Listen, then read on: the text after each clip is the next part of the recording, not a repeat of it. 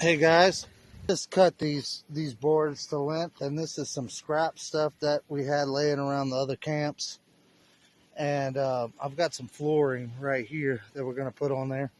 But now you can see a little bit what I'm talking about. Now this is 900 pounds of flotation. Each one of these barrels is 450 uh, pounds. That's what the buoyancy of water is. There's 55-gallon drums, and if you do the math, it's right about 450 pounds now. And what's going in this shed, is a couple of things. Mainly that generator. It has to be out of the rain. And a gas can or two. A few tools, maybe a shovel, something like that. Little things are going in here. Mostly, this is so that this is going to be. It's not even going to be airtight. It's not insulated. It's meant to have. I'm decking this like an outside deck. I'm going to build walls on it and everything so animals and things can't get into it. I mean, there's still going to be dirt daubers. Something's going to get into something. Believe it. Believe it here in the swamp.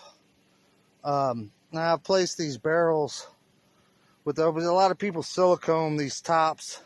But I'm here to tell you, folks, these are meant to hold a countless number of liquids. They tighten these bungs down. You could drop them off of the back of a truck. They're not going to get hurt. They're not going to spill out. So I'm not worried about a lot of people silicone these caps in. I'd like to have the silica. I like the caps to be as they are because if ever I want to service these barrels, I don't want to have to fight silicone to open them. And if in the future it seems necessary to do that, I may do that. But this thing isn't going to float all the time. This is just for in case of flood. That's it. It's just getting it up off the ground, and it's I'm gonna put a floor in here, walls. And you can see this framing, it's not the best. You know what I mean? These are 19 inches apart, from here to here, 19 inches.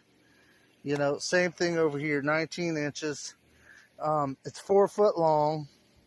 And these 6x were actually in a burn pile, all cut at 40 inches. So we're 40 inches, 43 inches if you count the end 2x4s. I cut these 2x4s at 48, so 4 foot. And then there's just little boxes to carry for the barrels to sit in. And I may strap this, I might not, because the force of the weight of the building and the tools inside, these barrels aren't going to go anywheres. And if we got waves out here on top of floods, I lost it anyway. When you bring stuff out here, that generator, whatever, you got to leave this place. You can't, I don't know if there's anybody that lives out here full time, but there's lots of bandits out here that want to come and they steal your wood and they steal your generator when you're not around. And we just don't want to accommodate them. We don't want to accommodate the floods. We don't want to accommodate the bandits.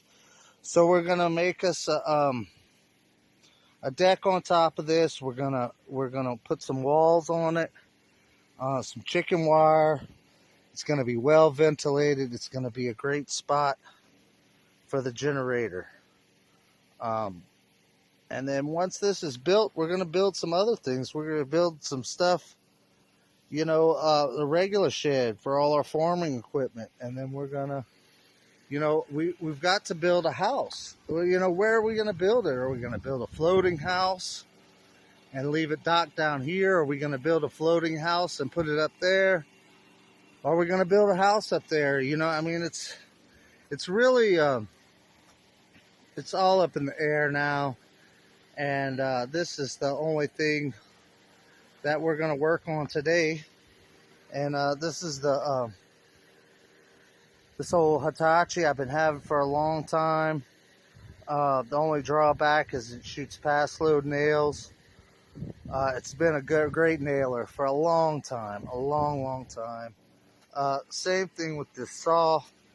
You know, this Milwaukee saw, you know, it's about 10 years old now, and the amount of wood it's cut, I haven't replaced the brushes yet. I haven't done anything serviceable yet. I've kept it out of the rain. Same thing for this little compressor. You know, I feel like maybe it's on its way out, but it keeps on going, and I keep it clean, and I try to spray oil in it, and it works. And anyway, guys, we're gonna eat some lunch, and then we're gonna deck the floor, and then I'm gonna do another video. All right, guys, later. Hey, everybody, I'm back again, and like I said, I did put the floor in, and there's the floor, all nice and perte. And I got 2 walls in. This is an 8-foot piece of plywood I cut in half. And that's my 2 walls. Got them braced up a little at the top. Just kind of getting the squares, you know. You just don't need much framing when it comes to something small like this. You know, of course I am going to add a little more framing. A door's got to go in, and everything else.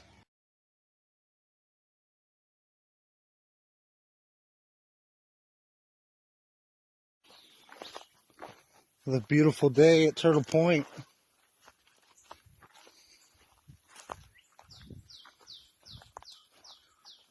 We got a roof on the generator shed. We got a little mat for Solo to lay down on. He doesn't like to lay down on the ground. He's spoiled.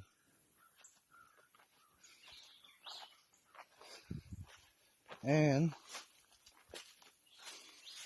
we didn't build a door, and this is the framing we did.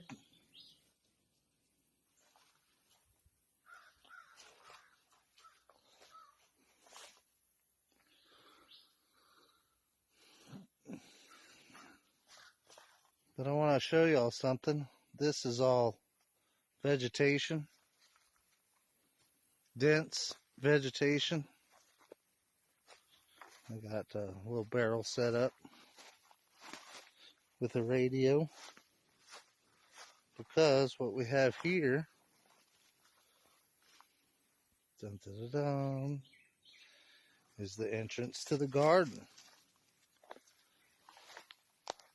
I've got my fan set up, so when I turn the generator on, and I've started to clear some of this.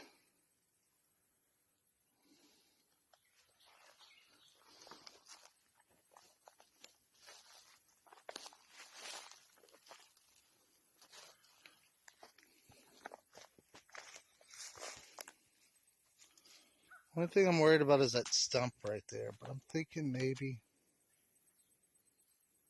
it's not going to be too bad. Hoping it's rotten.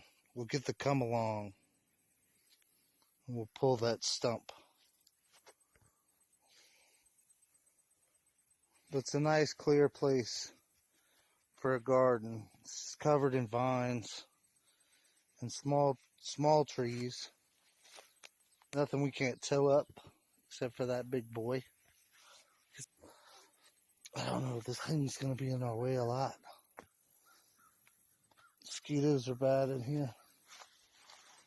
They won't be after we clean it out.